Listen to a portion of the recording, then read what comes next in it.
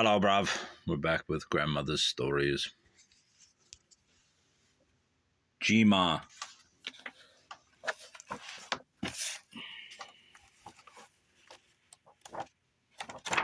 With 20, 30 more pages. Reading German philosophy. If I recall, this is one of the more interesting chapters of this book. Reading German philosophy. It was many years after the date of my last story that this happened, said Grandma. Sally and Abba were married. Eber was in business with Uncle Sam, and Father and I were living alone on the island of Bois Blanc. Bois Blanc. It was a very lonely life we led there. There were no inhabitants except one old Frenchman and his Indian wife who worked for Father. The nearest white people were at Mackinac, but that was 12 miles away, across the straits, that were heaped with snow and ice drifts all the winter, which made it a difficult and unsafe road to travel. Once a month we received letters from the outer world that Father had to go to Mackinac to get. For 5 long months we were snow and winter bound, not seeing any familiar faces but those at home. It's a pretty cool illustration. What is that? Focus. Will not focus. Please focus. There we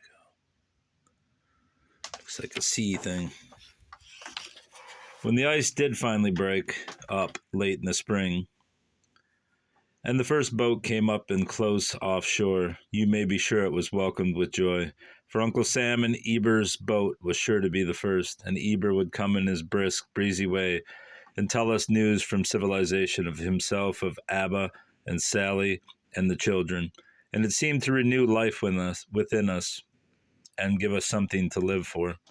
Most of the time at Bois Blanc, we had children with us, but this year of 1841, we had been disappointed in not having Sally's eldest daughter. After promising to let us have her, her father had finally concluded he couldn't spare her yet. She might come when she got older. I don't know how we could have endured the loneliness but for books and papers. After the work was done, I would read, and in the long winter nights, Father and I would sit by the big blazing fireplace and read and read.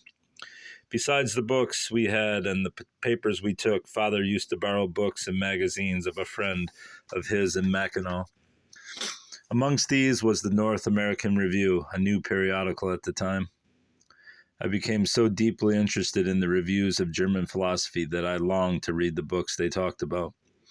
Every night after I went to bed, I would think over what the authors had written on the subject and wish I could read the originals. But how could I? I could not even buy the books, and if I bought them, I could not read them, for I did not know a word of German. But all things are possible to the longing and ardent soul, and after a while my prayers for knowledge were answered in a most extraordinary way. I will say right here that I do not and never have believed in what is ordinarily called spiritualism, but what I am going to tell as truly happened as that I live and sit here to tell it. One night, after having been more depressed than usual by my lack of means for learning and by my intense desire for this particular knowledge of German philosophy, I fell asleep. I couldn't have been asleep long when it seemed to me I was reading just what I wanted to. The book was before me. I was holding it. The text was German, yet I understood it. The joy of it woke me up, and I could have wept for disappointment that I had not read more. I got up and looked out of the window. The moon was shining full on the white snow, and the evergreen trees looked dark and lovely against all that brightness. As I looked, the disappointment passed away, and I felt an indescribable sense of exhilaration. A keener knowledge of life and its meanings rose up within me, and a heartfelt but unspoken prayer to the good Father in heaven welled up from my soul. I laid down again and fell asleep and immediately began to read the same book. This time I did not wake up, but read all the rest of the night. In the morning when I woke, I felt so rejoiced at what had happened, and so in hopes that I would be permitted to read again that night, that the day went by like a robin's song. I thought over what I had read, and I tried to fix it in my memory, and I prayed that God would bless me in this one way.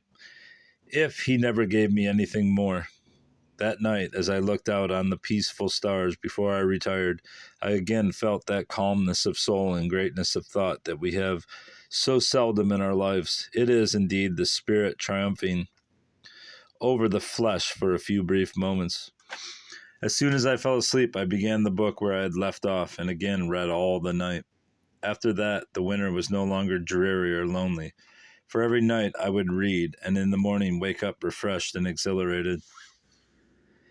Any time during that winter I could have written out in the morning what I read at night. It certainly was the happiest winter I ever spent, and what I read made a very deep impression on my mind and exerted a strong influence on my whole life. Bizarre. Too bad she doesn't mention which book she read. As you recall, she also claimed to have seen the ghost of her mother, and there are newspaper accounts of her attending seances as her brother Eber had done most of his life. He, of course, was a devout spiritualist and had readings every day. Not only was he obsessed by spiritualism, but he actually had a medium.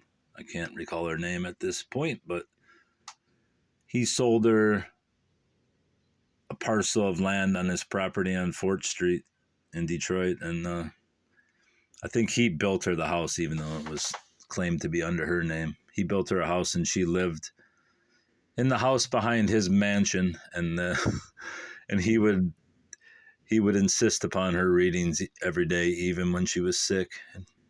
And there were a few times when she was almost delirious from fever, and he still insisted upon readings. So Emily could say that she wasn't a spiritualist, but both her and their blind aunt Susan, I think it was Susan, both took part in seances with Eber, who was adamant that he could collect spirit photos in the vein of William Mumler, although he never accomplished that fact. All right, goodbye, bruv.